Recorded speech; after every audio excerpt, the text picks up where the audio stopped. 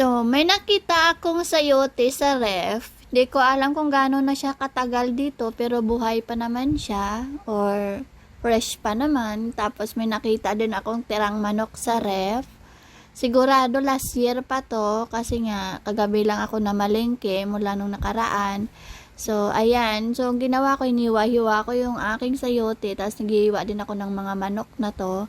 Tapos, ginisa ko sila. So, ayan, munti ko nang masabi na ginita ko sila.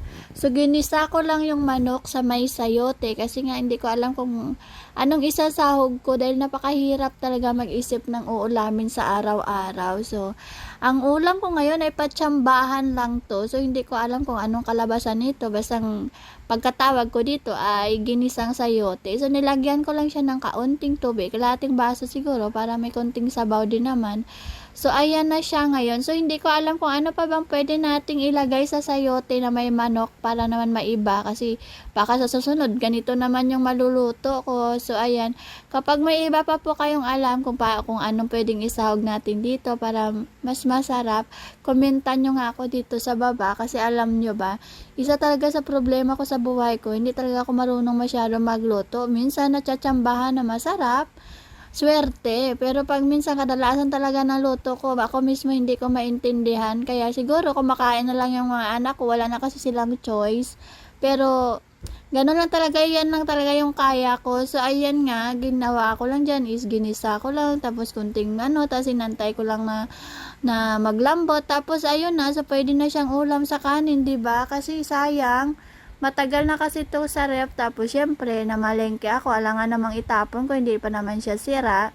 Tapos, naka-frozen din naman yung mga karne, kaya hindi din sila sira. So, minsan kasi natakpan sila dun sa likod, kaya hindi ko sila nakikita, kasi ang nasa unahan yung palaging niluluto ni Kano.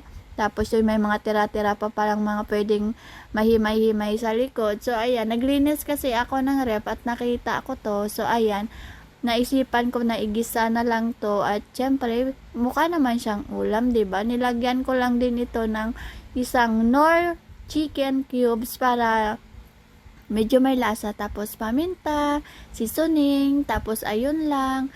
So, ayan, ito lang yung ulam namin dahil syempre napakahirap mag-isip ng ulam. Kung pwede nga lang, magbukas na lang ako ng sardinas at iboribod sa kanin, pwede na yon. Kapag inatake talaga ako ng katamaran ko, wala talagang mapapala yung mga anak ko sa akin. So, ayan nga. So, ayun, naubos din naman namin to ang kanin, sigurado, kasi nga, gulay din naman to at saka manok. At alam nyo ba, kumain si Kano nito. Hindi ko na-expect na kakain siya nito kasi kapag ibang gulay ayaw niya, pag may gata kasi ayaw niya din. So, ito niluto ko to at kumain siya. Basta kasi chicken, kakain yan siya. Pero pag hindi chicken, hindi siya kakain. So, ayun lang. Salamat.